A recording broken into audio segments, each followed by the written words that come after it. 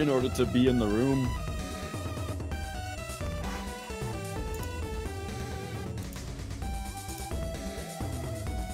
But while we're waiting, I'm going to spy a little bit here, and I'm going to say Frozendoze, as well as being in the top 10 runners of this game. He also speedruns Shantae, Half Genie Hero, The End Is Nigh, Cuphead, and Celeste. So that's pretty sweet.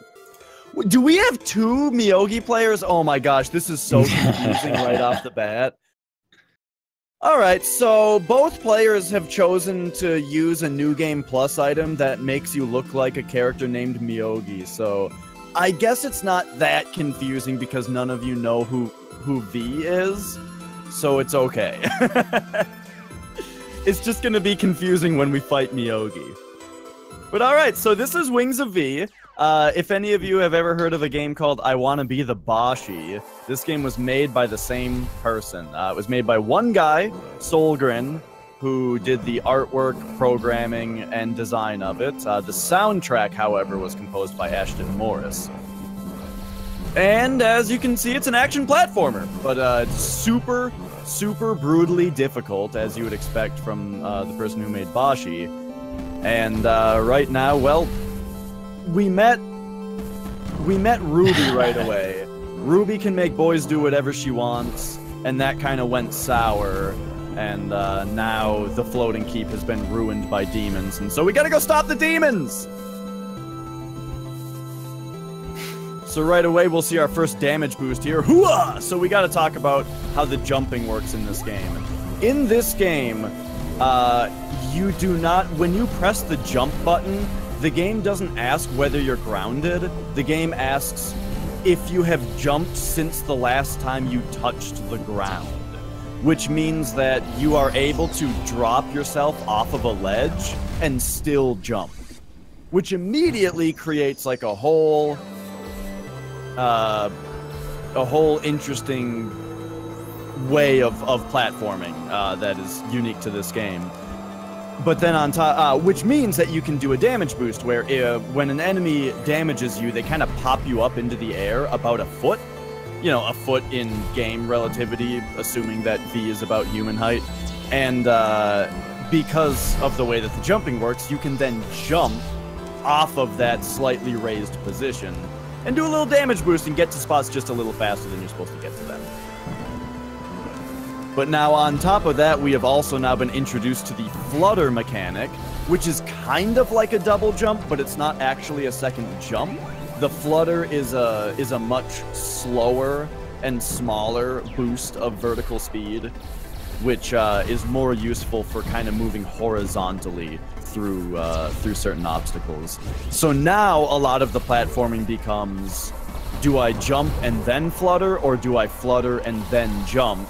And is this off of a platform or after dropping off of one? So the platforming gets pretty complicated pretty quickly, but the game is not going to be done introducing new mechanics quite yet. I just want to point out, did we go over the weapon types in this game? Well, perfect timing. I was actually just about to get into that. So the game has 7 different weapons in it, and one of them you'll see featured in this boss fight pretty prominently, which is Sloth. It's about to hit on the right side, boom, just like that. So Sloth has a long wind-up and a long cooldown, but it does double the damage of the normal weapon. So it's very useful in this mini-boss, where you can only hit the boss once per phase, and then she puts up a shield. So by using that special weapon, you can beat the boss in half the phases that it would normally take, because your weapon's doing double damage. It's nice to see that both runners are really close up here as well. Yeah. No RNG messing either player up. Okay, new movement mechanic. The players can now slide. So sliding is faster than running, so you'll see them slide a lot. Particularly with the whole mechanic of being able to run off of a ledge and then jump. If you slide off of a ledge, that also gets you a little bit of extra distance. So you'll see players slide off of ledges and then jump quite frequently. Also, though, again, just because sliding is faster and this is a speed run.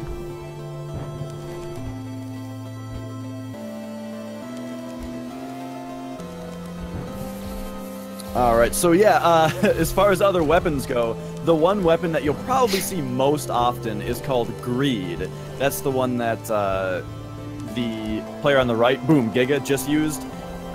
The properties of Greed is that it has the highest DPS in the game, and it hits all around you, but it does have a very short range. Frozendoze is coming up on Pagora here. Yeah, Pergora is a really nice demonstration of all the different weapons, because you basically have to use every weapon on this fight, depending on the situation. With good RNG, it will take 2 weapons, I think. I believe it take 1 or 2, it depends. Yeah, you generally start the fight with Envy, as you'll see on the right here. It's very similar to the main weapon, except that it does slightly higher DPS. But the benefit of the main weapon over that is that the main weapon does its damage in bursts, which is very useful for enemies that have only 4 or less HP, because the main weapon does a burst of 4 damage. So it kills them very quickly. Envy has the same range, does a little bit more damage per second, but it's spread out, so it'll kill something with 4 or less HP a little slower. Oh, geez, okay, so this is a New Game Plus category.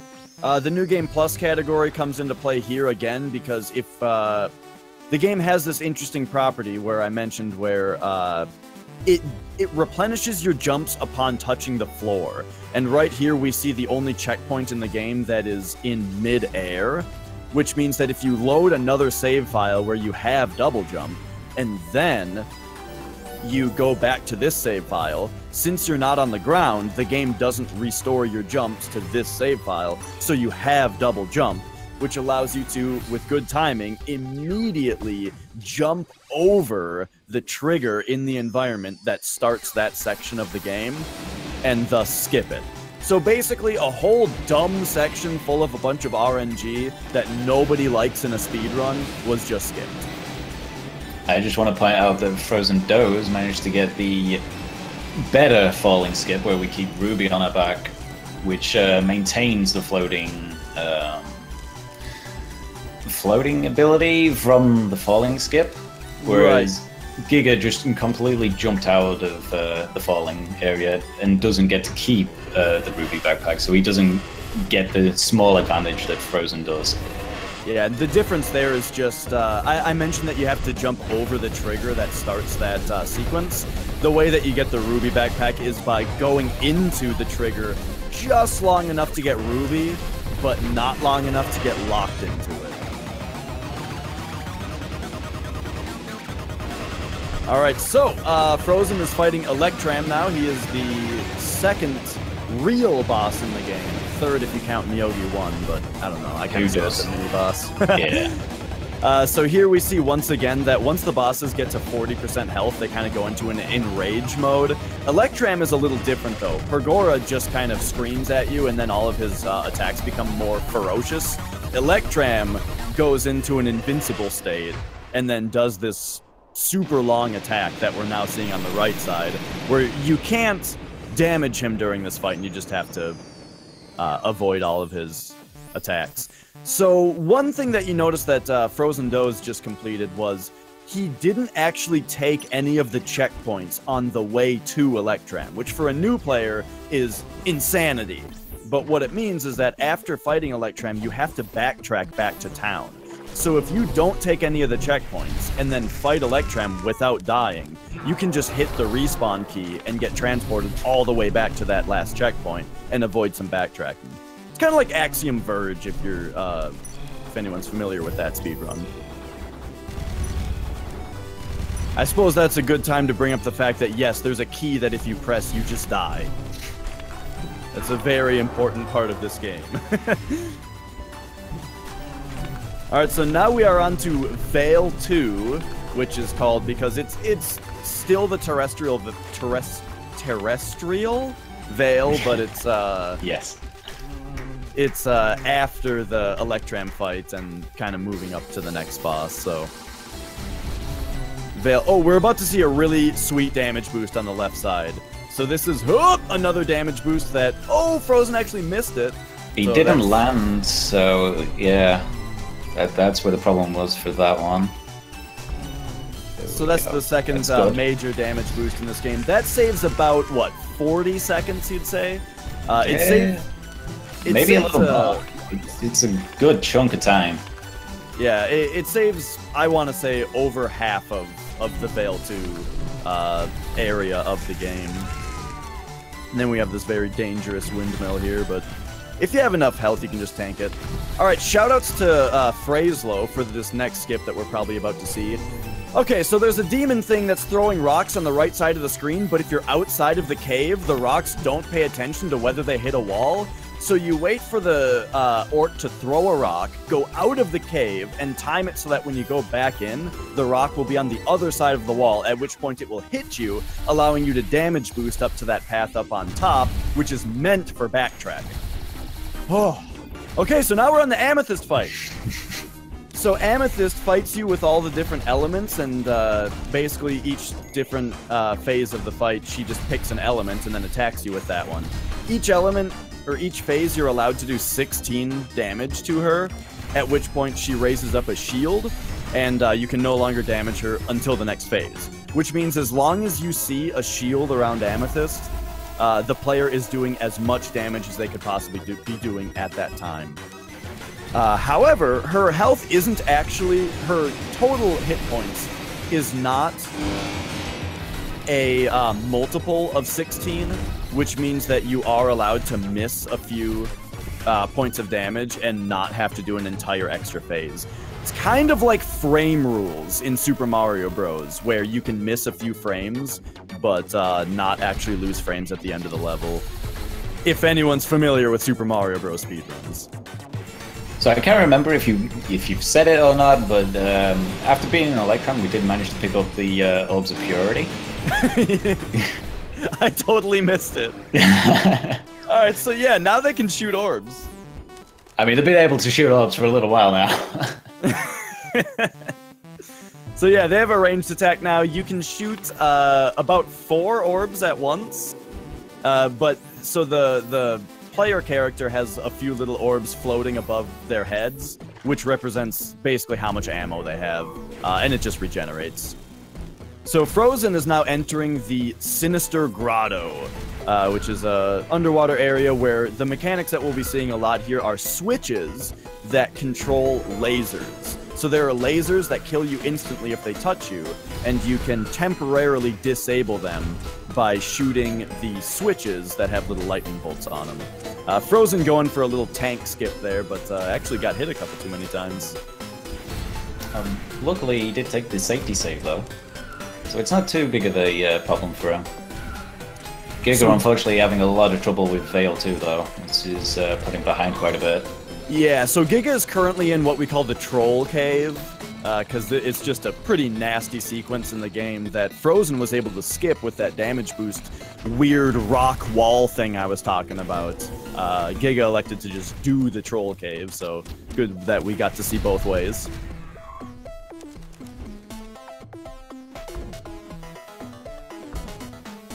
Alright, and then also Frozen just kind of got through the other main mechanic of the Sinister Grotto, which is minecarts. So I hope you guys are fans of Donkey Kong Country, because this game has minecarts too. Frozen kind of having a little bit of trouble with this switch there, but the timing on that one is super tight. So if you shoot that switch and don't immediately jump up there, you're going to get lasered. Alright, Giga now making his way through the Amethyst fight as well. Frozen on the right the left side is getting his first second secret of the game. I forget that you get a secret if you do Ruby Backpack. But that's another one of the only secrets in the game that's actually faster to get. Most of them are kind of hidden out of the way, but that one is kind of a shortcut. Will he take the save of shame, though? I'm wondering. He's not taking it. And he makes it through safely. Good. Alright, and so yeah, it looks like the players are about an area apart now, since Frozen is now entering the Dark Annihilator boss fight. So, Dark Annihilator is a fight where we get to see good use of another one of the game's weapons. So Dark Annihilator slowly walks to the right during this fight, so he's kind of always moving the arena on you. And you can't touch him or damage him with melee, so the best strategy is to stay towards the right and just shoot him with orbs. You want to be... Since orbs take a while to recharge, that means that if you ever see the full 3 orbs over the player's head, and they're not shooting orbs, they're kind of losing damage and losing time. But as long as they keep a steady stream of shots on them, they're doing well. They also use the Lust weapon in this fight, which is a fight that, it's a weapon that does only half the damage of the regular weapon, but it has longer range on it. So if you are fighting things that only have 1 or 2 HP, it's really useful for hitting those things. Especially in this fight where you don't want to be wasting your orbs having to destroy the extra little adds that come into the fight. So if you hit those with Lust, that saves orbs for the boss, saves damage, saves time. And that brings Frozen moving on to the next section of the Sinister Grotto, while Giga is making his way to the Dark Annihilator.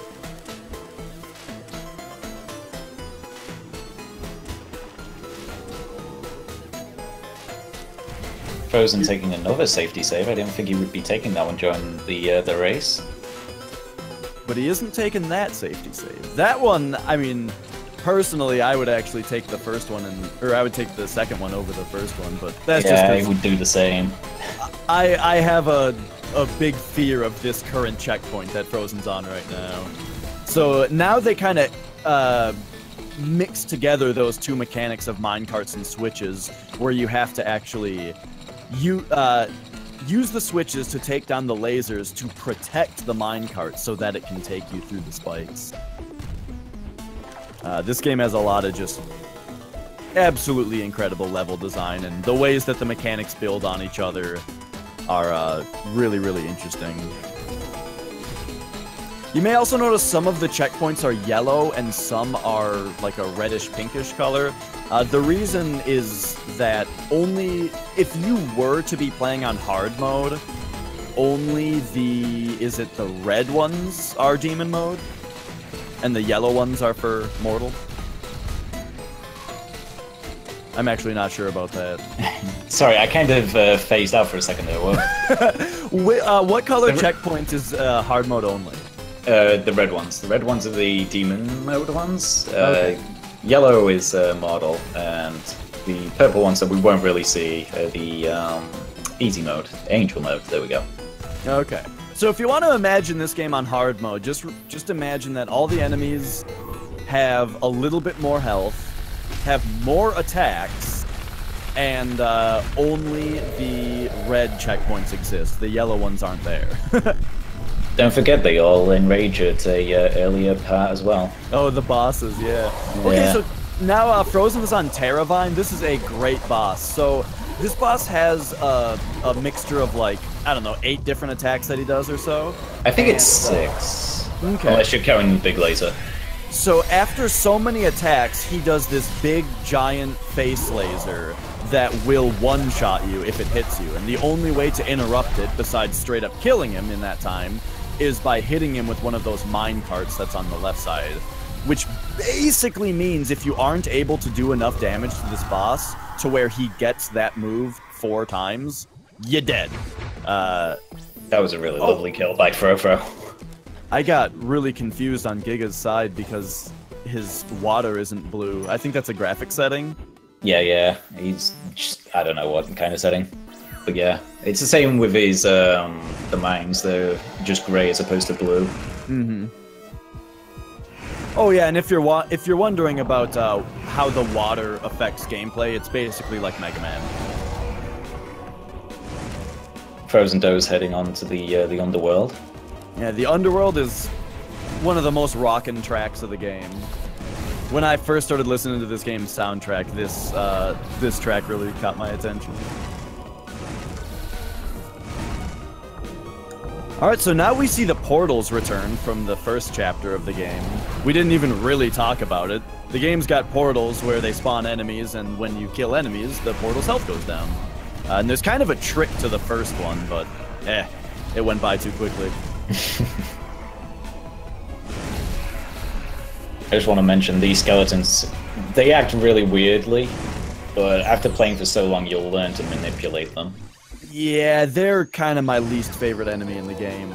They float around in a way where they kind of follow you, and so if they're under your orb range, they kind of stay under it, and then they track you and they shoot at you. They're weird.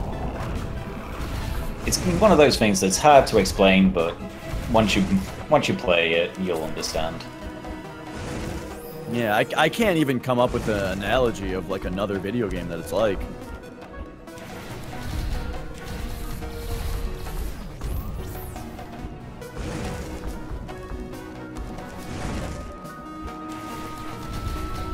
Alright, so Frozen coming to one of these fun little sections where Solgren gives you some crumbly bricks that are above instant death spikes, and then some enemies that you have to kill before you run out of crumbly bricks.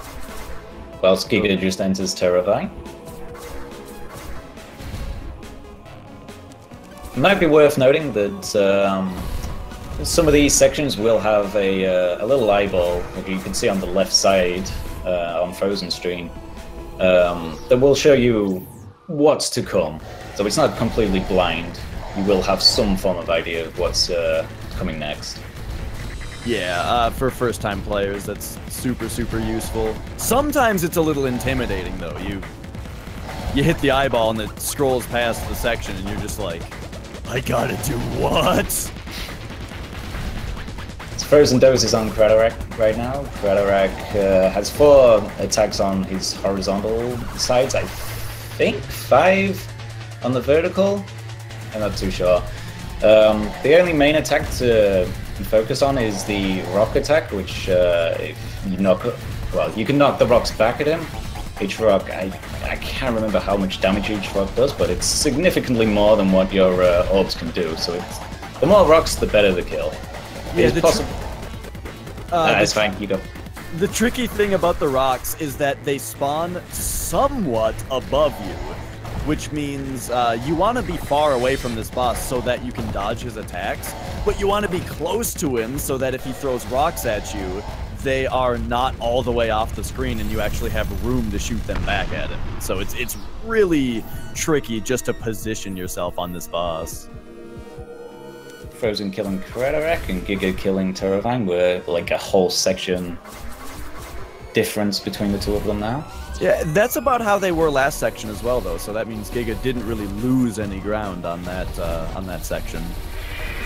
So Frozen's on an interesting part of the Underworld now, where there's 3 different paths to take, and each path has a key down it. You'll notice though that, kind of like the Electram checkpoint skip, he won't be taking the checkpoints here either, because that way, each time he grabs a key, he can just death warp back to the fork in the road. And it's funny because these sections are actually really, really interestingly designed, where they are supposed to be really challenging one way and then also challenging to do backwards. But if you can just do both sections, or both halves of the section without dying, then you don't have to take the checkpoint and you can just skip having to do the backwards part. But just shout-outs to the level design part that we're not seeing. It's really well designed. Now Frozen's on the infamous chase sequence. We didn't even really talk about the dash mechanic. Oh my gosh. Well, there is so much going on in this game. It's hard to keep track, really.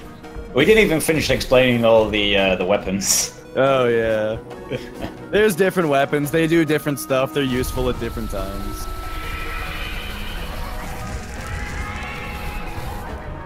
But yeah, so for the dash mechanic, there's these little wings, and when you collect one, the next time that you flutter, you'll do a very sharp dash in that direction. Okay, so Frozen is coming up on a really important skip. So this is another part where you damage boost over a trigger. This is a boss that he's standing in front of right now. However, nice. Yeah, the trigger to start that boss is just a big invisible box in the middle of the screen, and so you can use you can avoid the checkpoint and lure an enemy over there in order to damage boost off of the enemy and jump straight over the boss trigger. And the tricky thing about it is that you have to skip that checkpoint, because when you hit a checkpoint in this game, all of the enemies on screen die. So, and you need that enemy. So yeah, that's a important thing there. And that is the only boss in the game that's skippable, by the way. So that's the only time that we'll see an entire boss being skipped. I just want to point out that Frozen's going to be using a dash flutter sort of glitch. I don't know if it's classed as a glitch, but if he flutters at the right time after using a dash feather, he will actually go a little further, which allows him to skip part of the library here. Well, he's already done it, but like... Yeah, there's a way... the way that the flutter manipulates your vertical speed makes it so that if you dash upward and then flutter during it, you get like a huge vertical boost.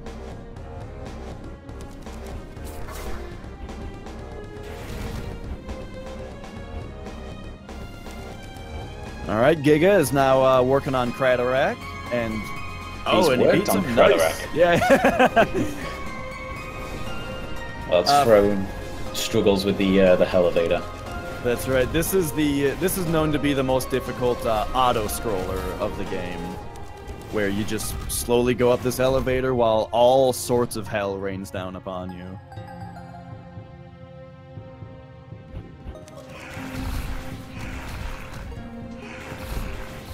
Oh, so one interesting property of these skeletons also is that when they lunge at you, they tend to go off screen pretty often, and you can really easily manipulate them to go off screen on purpose. And whenever you have enemies that you have to kill before, in order to make like a little force field disappear so that you can move on, like you see right here on the left, if you are able to, if the skeleton is the only enemy and you're able to get him off screen, it'll kind of make the force field disappear. So a lot of the time you can just manipulate the skeletons off screen and run past them. Alright, try not to get confused on the left here while Miyogi fights Miyogi. But we should talk about Miyogi skip. Yeah, I thought you was going to segue into that. So, yeah, oh right, so even more confusing than Miyogi fighting Miyogi, there's your segue, is the Miyogi skip. So, Miyogi is a boss where every time that you hit her, she gains a shield for a short period of time, which is represented by the yellow bar above her health bar. If you hit her while her shield is up, you will actually heal her. Okay? So now, also, every 8 times that you deal damage to Miyogi, she will be stunned, allowing you to hit her into the lava for a big boost of damage. Now, on top of all that, Frozen missed the skip, by the way, so pay attention to what's happening on the left side. This boss, when she gets to 40% health, like she's at right now, she does this very long, invulnerable enrage attack before she goes into then the next phase of the boss fight. But if you are able to heal her 6 times in the fight, it lines her HP up just right so that when she gets down to 40% health, you have about a 5-frame window to stun her at just the right time that will break her out of that enrage attack, and thus you skip that entire 30 to 40 second attack that she just did. And on top of that, because she didn't do that 40-second long attack, she also forgets that enrage is even a thing, and she doesn't spawn the skull, which is now floating around the screen and harassing Frozen, that he's just kind of bumping off the right side each time. Whew, and that's Miyogi's skip! I imagine Fro's really disappointed with that, since he is the one that found this. Oh yeah, that's good to point out when you can. Giga is about to do the Ancient Constructs, which I want to say that was a Phraselow skip. Yeah, Frozendoze found that one, and most of the stuff is Frozendoze's findings. Yeah, Frozendoze is kind of the main mad scientist as far as these skips go. And he gets it as well. First try, nice. Yeah.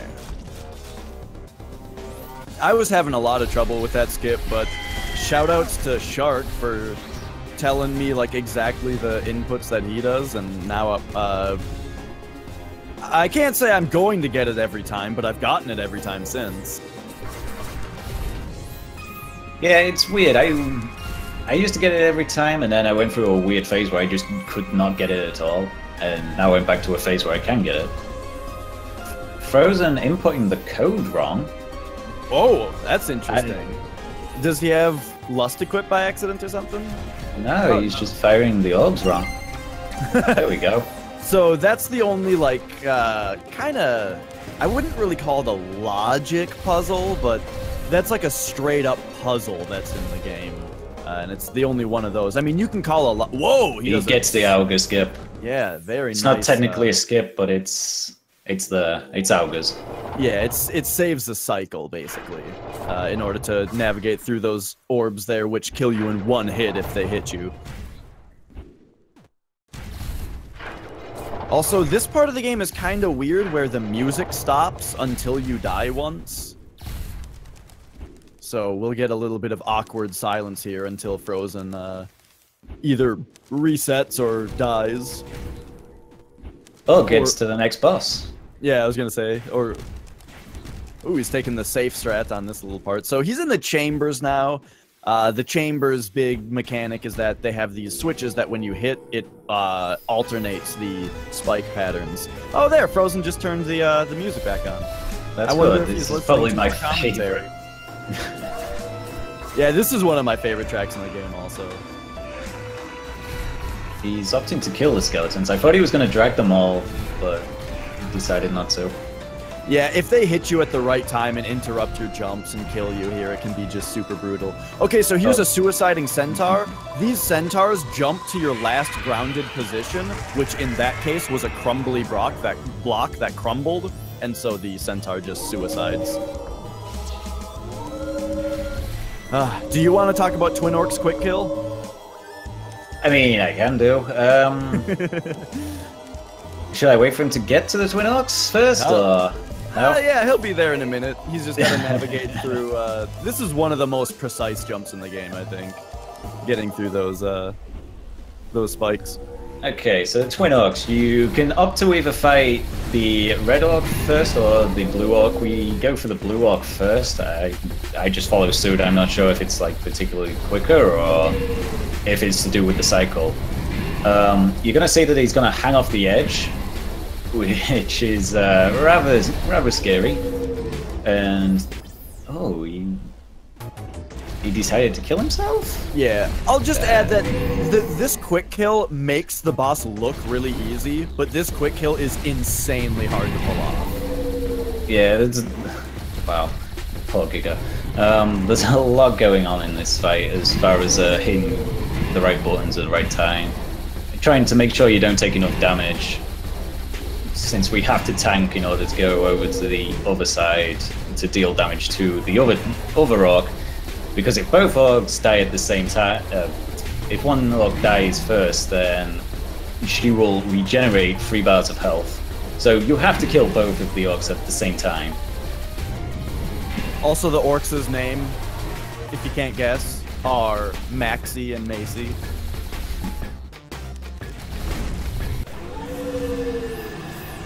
And he gets its second try, good. The boss has kind of a long death animation, so once they die, you just reset, and it's a little bit faster than waiting for them to die.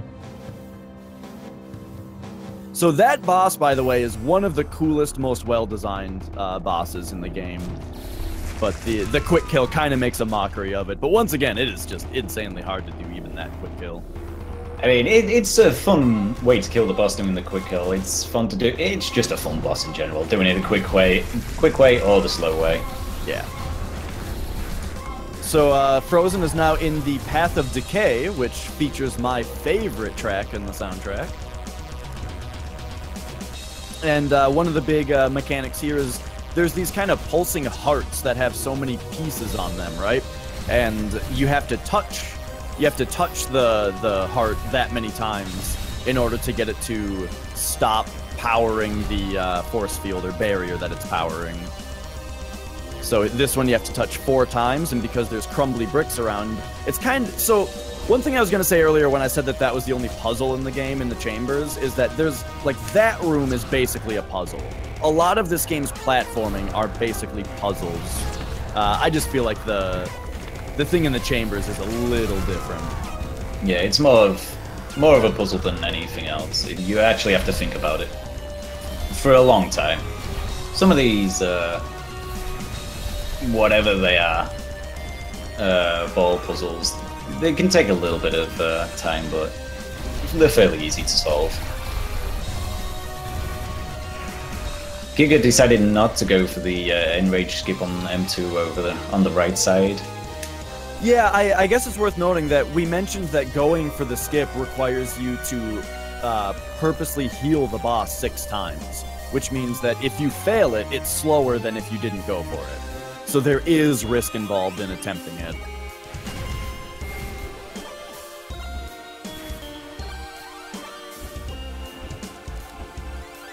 Frozen is now on the Bone Snake part of the game. I asked Solgren if this was Battletoads inspired because of the... I would have thought Super Mario World. Well, that's the thing, is I asked him if it was Battletoads because of the Snake Pit level, and he said no, it's Super Mario World. I'm curious to know if Frozen's going to go for his little skip for this part or not. He's not. And in case you're wondering, the Snake Pit is called Karnoth's Lair. I know. Just people call it the Snake Pit, alright? So Fro has demon form here. It's... I do not know how to explain this, if I'm honest with you, Dash. Oh, I was reading chat for a second. Don't ever do the Snake Pit? Yo, warpless Battletoads is the way to go. If you're warping everywhere, then you don't even have enough lives for the last boss. You gotta do level 2, the Wookiee Pit, or whatever it's called, to rack up a bunch of lives by comboing those birds! Anyway, Space Meatball. Yeah, so, Frozen now has Demon Form, which, yeah, we lovingly call Space Meatball, where if you hold down the flutter, you turn into this space meatball thing, and it allows you to move in all directions for a short period of time. Frozen actually was in a really dangerous spot right there. If this skeleton hits him, he's dead. And the skeleton was off screen and didn't want to come back.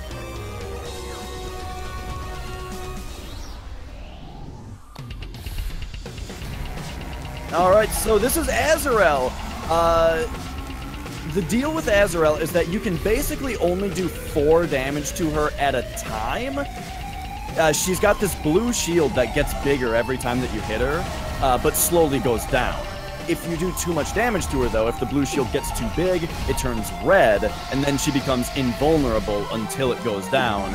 And the important thing there is that it goes down slower than the blue version does, so you lose damage if you red shield her. Meanwhile, she's just flying around shooting all kinds of crap at you, and she also likes to lower these platforms whenever she wants, and the way that you have to get the platforms back is by touching these green souls that are floating around. When you touch them, they drop down and they raise up the platform that is under them. On top of that, she also likes to spawn portals, which if you don't kill the portals, they just indefinitely keep on growing bigger. So you kind of have to... This boss is a lot of managing the battlefield in order to have it not just automatically kill you, while you also try to kill the boss, but you can only kill her a little bit, or she'll go invulnerable. So it's a very, very interesting boss. On top of that, her main attacks are just weird. She flies around the screen and kind of does like drive-by shots on you that are really hard to dodge. And then also her main blue shards, they move very slowly while also having a huge like sine curve arc to them. So they're a lot more difficult to dodge than you notice at first glance, just because of the weird pattern that they have. But Frozen gets through, and now he's in the heart of the Baneful, where Amethyst, as you remember from being the third boss in the game, is now helping us out with her ice powers, and she shows us what a big Mega Man fan she is by trying to troll you with her disappearing platforms. All right.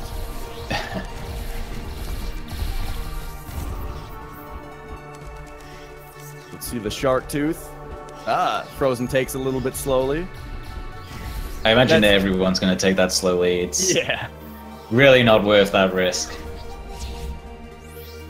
Okay, well, I hope you guys like boss fights, because here's another one. Frozen is now fighting Jaul. This is it. This is the last boss, right? This is the main bad guy that we accidentally froze at the beginning of the game. And now we are one-on-one fighting Jaul.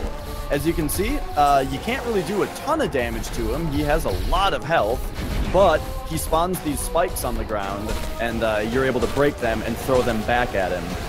It's pretty difficult to hit him with all three spikes. However, you know, these are professionals, and they're gonna triple spike him, making it look easy. Except that time. Headshots also do extra damage, so if they're able to hit Jaul in the head with the spike, that is beneficial. Now, on top of that, you'll notice kind of the skull that he puts out on the field that can touch you, and also kind of the piss cloud on top.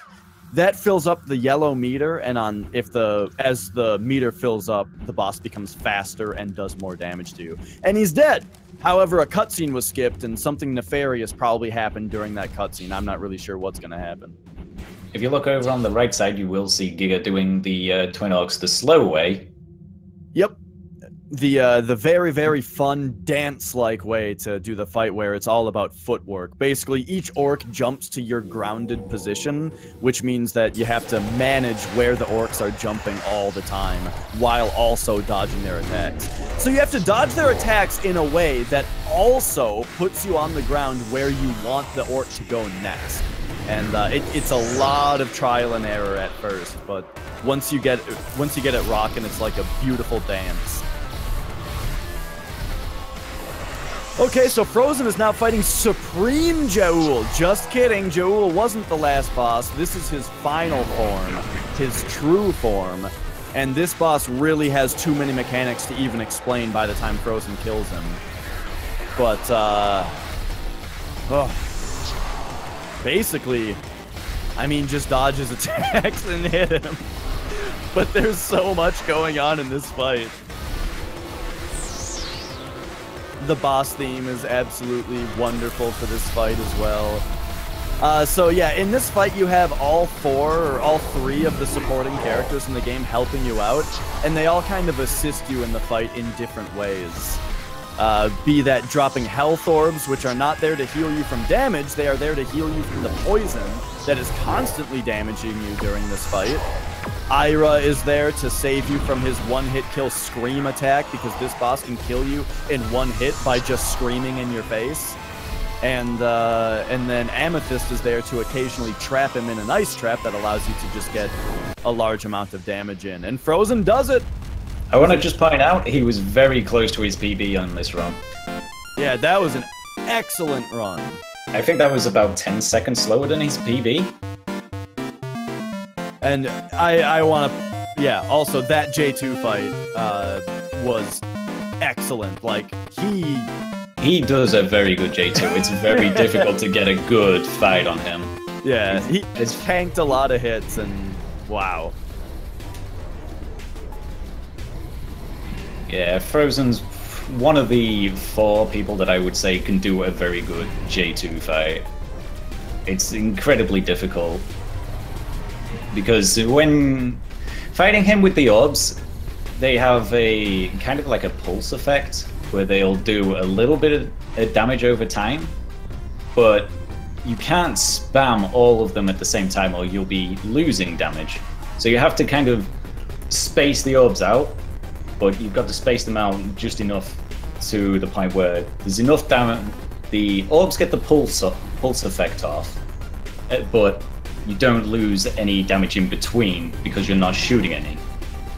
It's a difficult balance to get, but Frozen does it lovely. Did you mention that it's called Frozen Orbs? I did not. I completely forgot that was one of the terms. Yeah, that strat of slowing down orbs we call Frozen Orbs.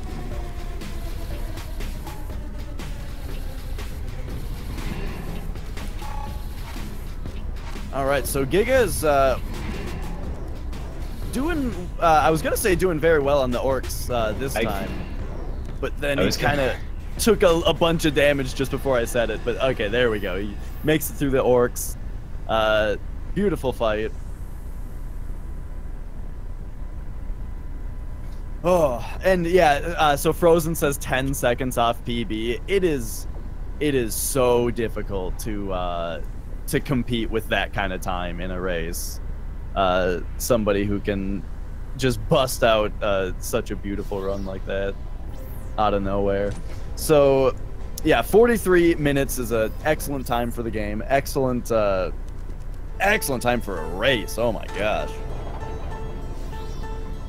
All right, so Giga is now making his way to the Path of Decay. So we get to hear my favorite song on the soundtrack again. And I really love this area of the game because, I mean, the way that it's all fleshy and bony and everything's all dripping with blood and stuff, it really feels like the last area of the game, you know, without anyone having to tell you. And when a game is this difficult, and on your first playthrough, I mean, the Twin Orcs alone is going to take you hundreds of attempts most of the time. I dare say for most of the bosses, it's going to take you 100+ attempts. Yeah. It's really nice to get these moments where you see this new area, you get this new song in the soundtrack, the area looks really cool, it really gives you that drive to push forward, you know, because even though what you're seeing is the most difficult platforming that you've had to be up against yet in a game that is already unbelievably difficult, you know, it's just very rewarding. Giga actually kind of did the same thing there that I noticed Frozen do. It looked like he slid off the crumbly platform too late, which then ended up fluttering because it's the same button. I noticed Frozen do that as well. I didn't notice it at all. It went by way too quickly for me.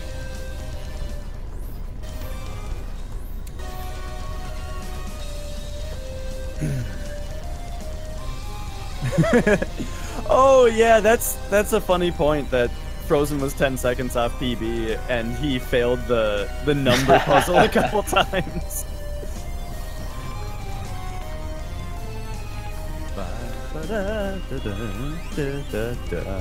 Oh, we didn't even explain the climb. Oh yeah, so this is notoriously the most difficult checkpoint for a first-time player. You have to fight all of these enemies as you climb up this tower, but the tower is comprised principally of crumbling bricks, which means that you have to kill everything fast and while platforming well. Because if you don't kill all of the enemies, then that force field at the end doesn't disappear.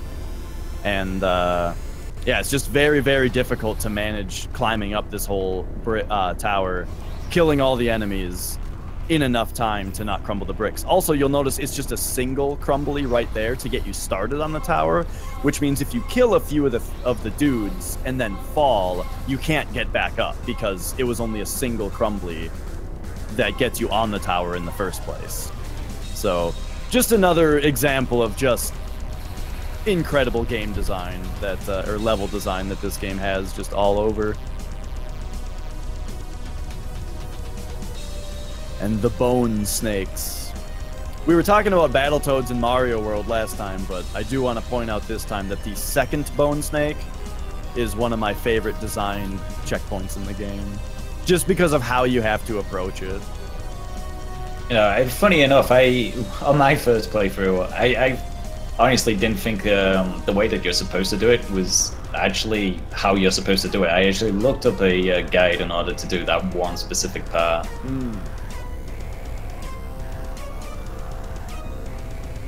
Alright, so yeah, here we go. This part, we have a bone snake that goes underneath some spikes.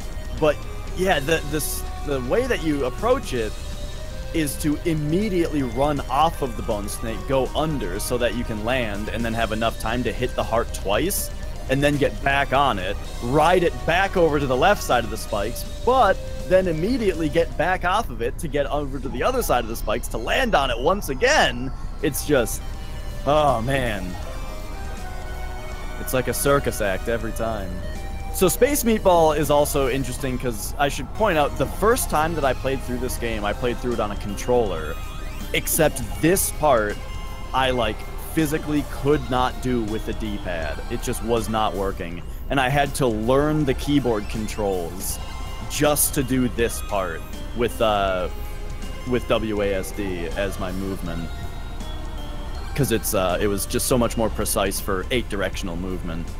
Luckily, there's not any combat during these parts, because if there was combat, I wouldn't have been able to learn that on keyboard in time.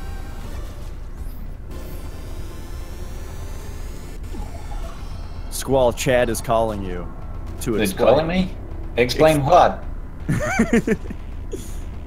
Explain how I do this? Okay, so for the first section of Demon Form, Meatball Form, I use a D-pad. For the second part of it, I use an analog stick, and for the final part, I use a keyboard. Don't ask me how I came to do it with 3 different control styles. It just sort of happened. You know, I never even really considered using the stick. On games like this, where you move your character left and right, and there's like 8-directional movement and stuff, I'm a D-pad guy. But this game, I'm a keyboard guy on. In fact, if I can, I've just kind of become a keyboard guy in general, mostly thanks to this game and Super Meat Boy.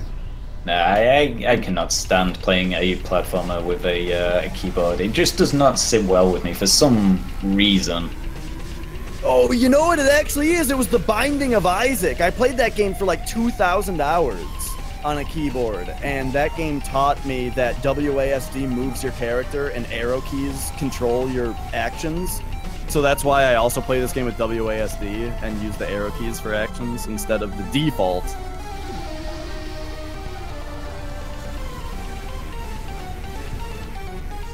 That said, Binding of Isaac is a comfortable game to play on a controller anyway, though. That game can be reasonably played on a controller, definitely.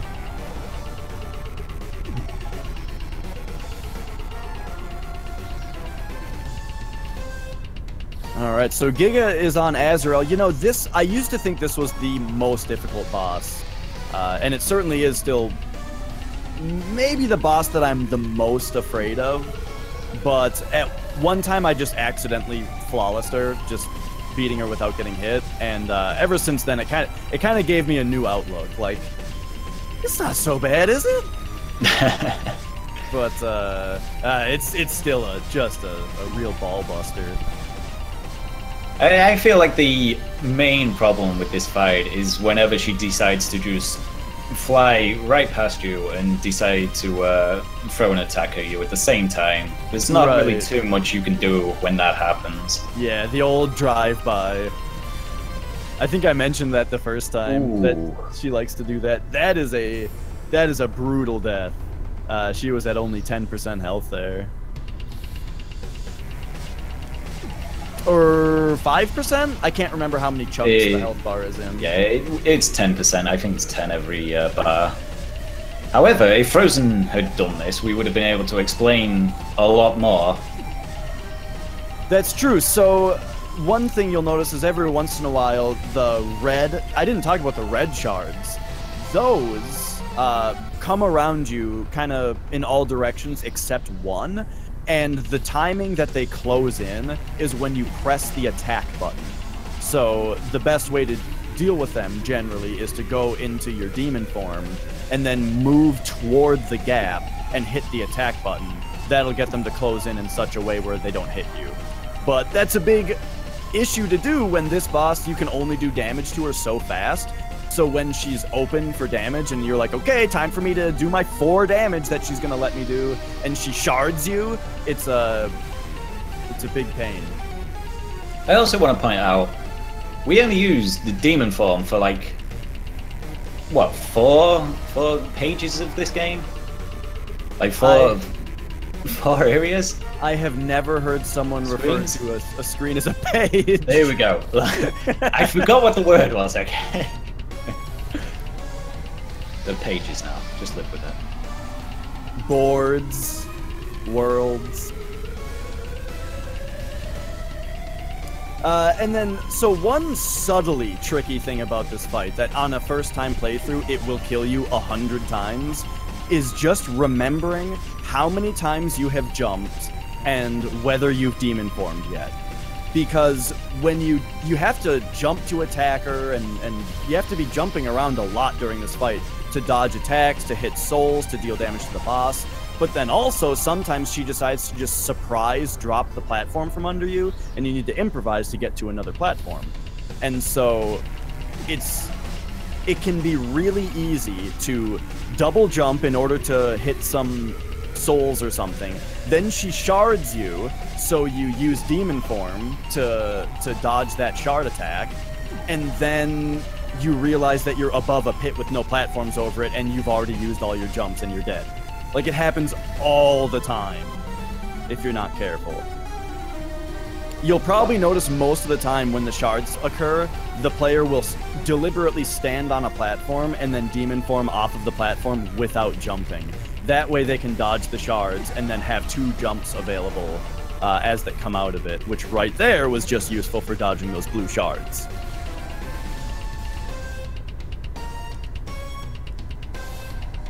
It might also be worth pointing out that the screen for this is a lot bigger than most of the other fights. What tends to happen is a portal will just randomly spawn, and for most people, they will just let Ezreal have that side of the screen. They will not contest her for it, and just focus on, say, the left side of the screen will now be the side that you're going to play on, and there can be plenty of portals on the right side that you won't even bother with. Yeah, that's a really good point. You just kind of set up camp on one side, and sometimes the portals will become as large as an entire screen, but it's not your side of the screen.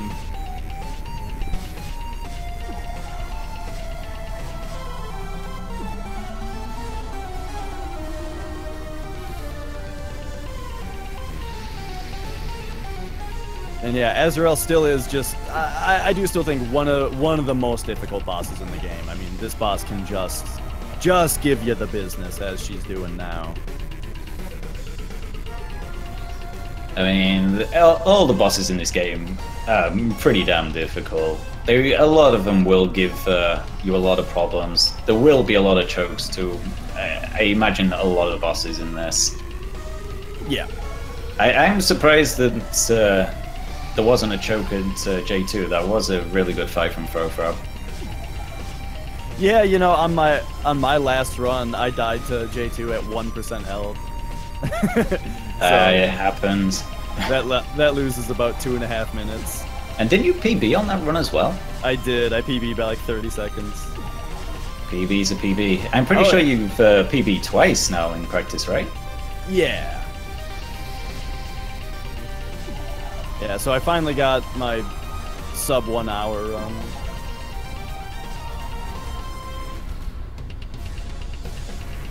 Also, this is probably the most metal song in the game. It's in 6/8 time with double kick under it the entire time. Hey, we gotta. I was just gonna start talking about the metal drum beat. Doogada pagada doogada pagada doogada pagada doogada pagada. Well, it's over. I'm sorry, Dash. We're moving on now. You had all that time. The Jewel theme is pretty metal as well. It does the Mike Portnoy drum beat. If anyone is interested or familiar with Dream Theater's 12-step suite, that's a pretty common motif in that.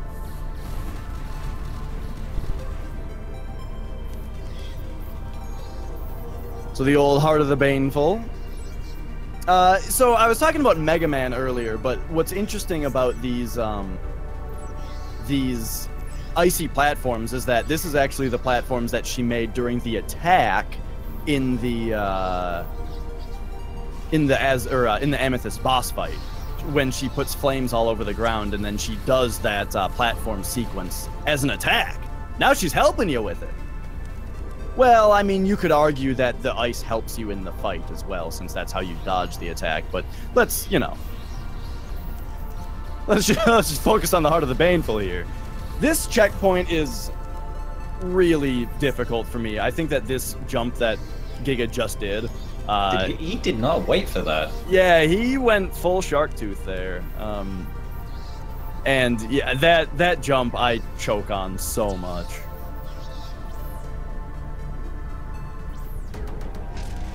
Alright, and here we are in the Je'ul fight. Now, did Frozen use Lust on this fight as well? I think he did.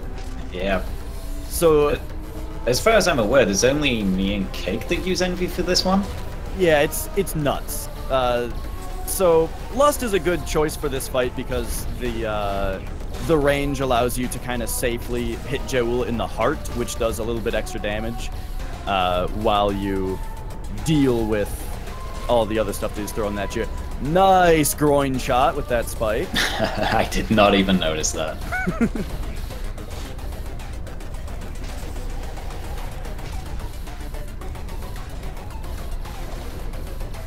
The tricky thing about Lust is that it's really easy when he spawns the spikes. It's really easy to accidentally break the middle and rear spikes at the same time, and if they break at the same time, then it's difficult to shoot both of them at the boss. And that's part of the reason why I use Envy. I could just not get used to doing that with Lust. Yeah. Really, the safe way to do it is just to break the middle one before the last one even pops up, but that becomes very difficult when the fight gets like it just was. Oh! Okay. I'm actually not sure whether that was a victory or not. I don't think that counts. I think you have to. Oh, yeah, no! you have to go through the dialogue box first. They both died at the same time. Oh, that is terrible.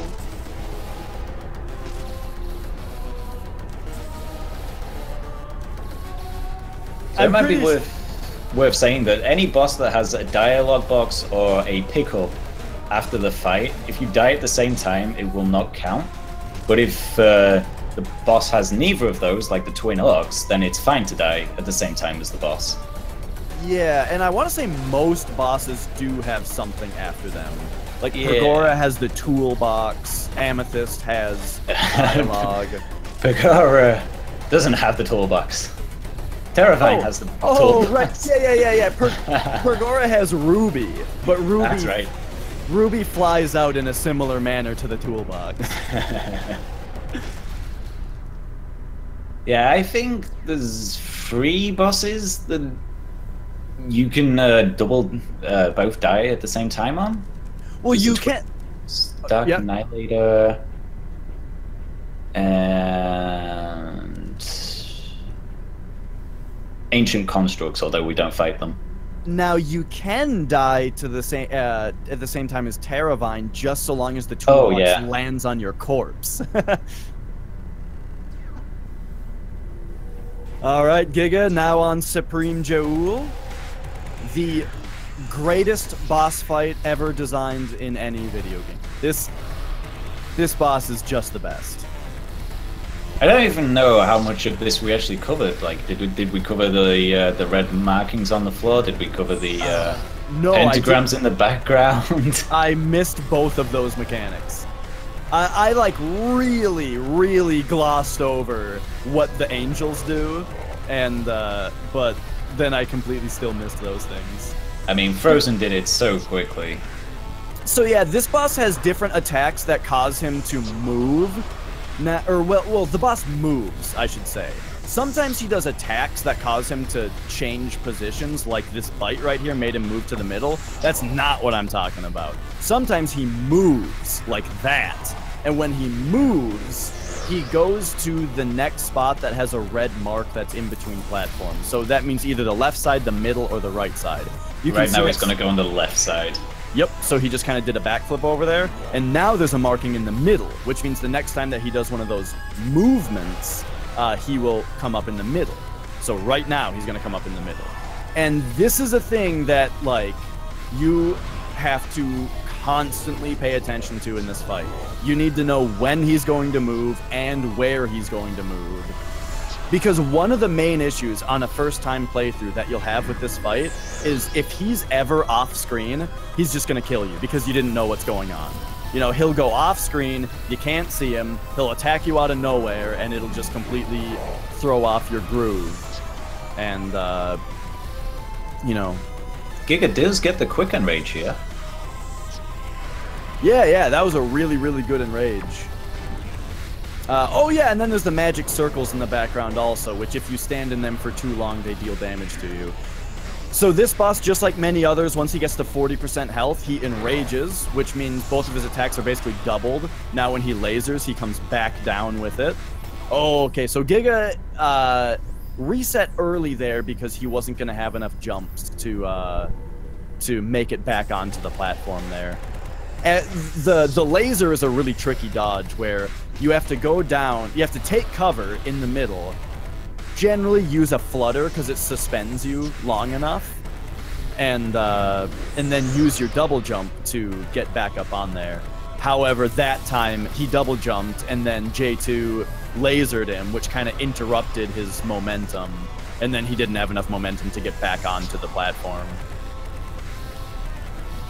It looked like the laser just killed him, but really it was just Giga having the foresight to know that he wasn't going to make it back onto the platform and to not waste the time trying.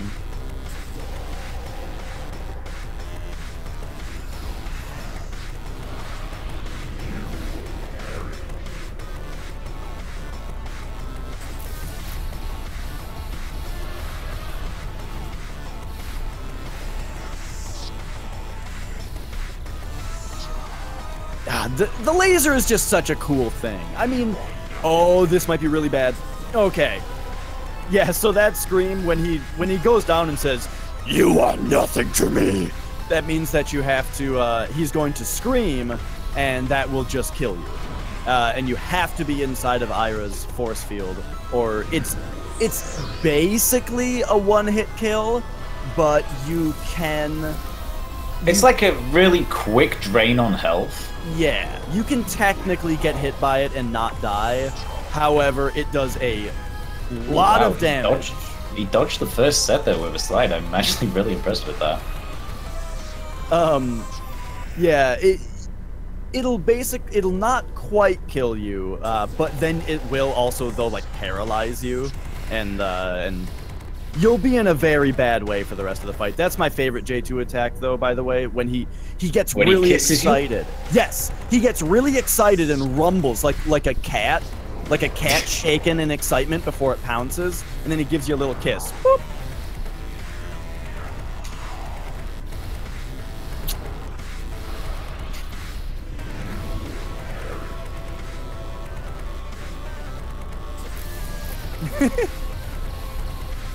Who is it whose final split is called "I'm everything to you"? I do believe that is mine. I think about that all the time. Yeah, that is mine.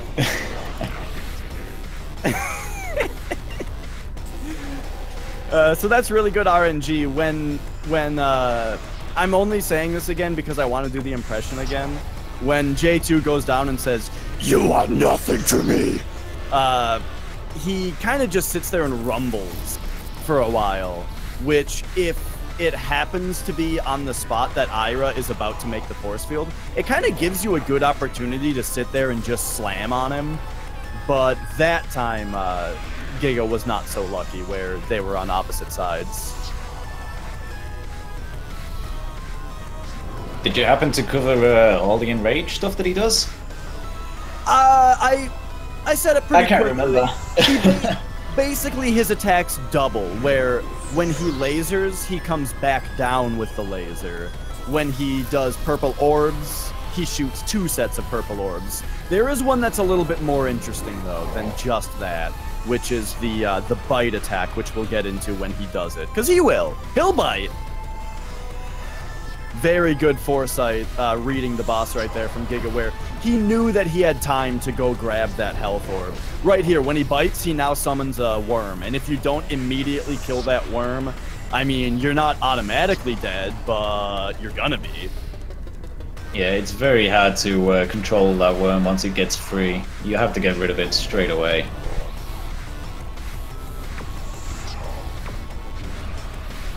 And yeah, this boss is just, it's insanely difficult. It's hard every time. Just such a great boss. Giga in a very promising state right here. He could still lose it, though. Yeah, he took a lot of damage at the end there. I almost ate my words there. You almost gave him the old commentator's curse. Alright, and Giga finishes with an hour 10, which is a good time. I mean, he's unfortunate enough to be sitting next to Frozen, who just cruised through the game with a really incredible 43-minute time. So if anybody is here who's not familiar with the game, it might look like, you know, a huge blowout or something, but 110 is a good time.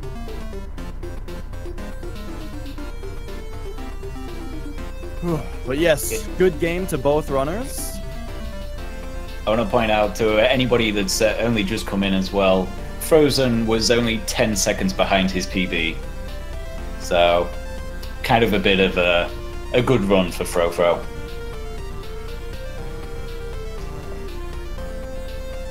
And, you know, I completely forgot about the idea of post-run interviews. I'm gonna Oh yeah, I completely forgot about that. I'm gonna pull our runners into the Discord here. They're both muted, so if either of them chooses to unmute themselves, they can join us for an interview. I see Frozen's here. Frozen, how are you? Dash. How do you feel about your run? Yeah, was pretty good, I think. How do you feel about the password? Yeah, it's not that I forgot the password. It's like I just forgot the inputs, and that's yeah. I could have beaten without that mistake.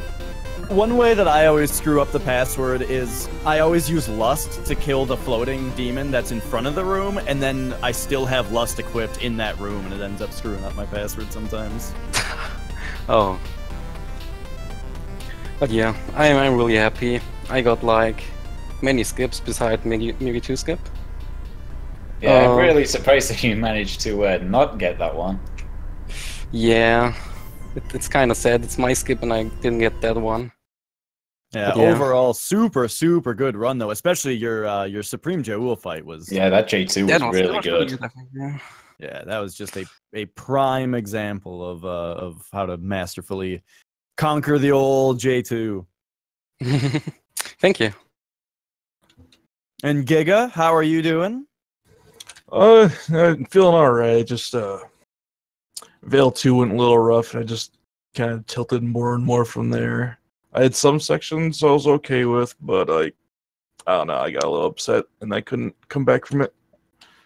Sure. Yeah, there was a while where even though you were behind, that you were still keeping pace, though. Like, there was a while where you weren't really losing any ground. You kind of managed to stay on pace after a rougher start. So that was good. I was really happy with my chambers and the library until I got to the last save. My keyboard was eating some inputs there. I just couldn't get past those convings. Oh, that's rough. Don't say that. Then all the controller players will make fun of us.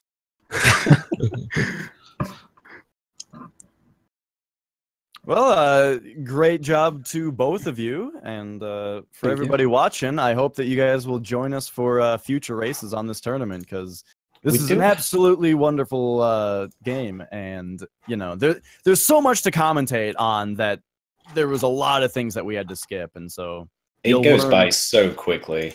Yeah, you will learn a lot more from other commentators. We do have a run tomorrow, which is Lude versus Omega. Excellent. And then on Wednesday, we have a run with me and Kaylee-san. I wanna say might there watch might a even- tournament. I might even say there might be another one too. There's only the one at Wednesday, although for some reason yours is put up there twice. Let's see, we've got one today, one tomorrow, one on Wednesday, one on Thursday, one on Friday, and one on Sunday. Wow. So we're just missing a run on Saturday.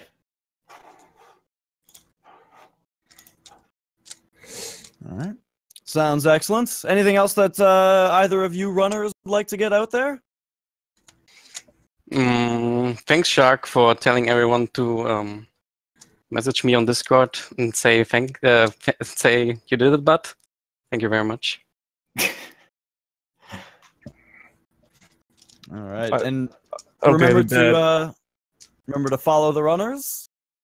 And if you so choose, you can also follow the commentary if you wish. And that will probably be a wrap. So thanks so much for watching, everybody.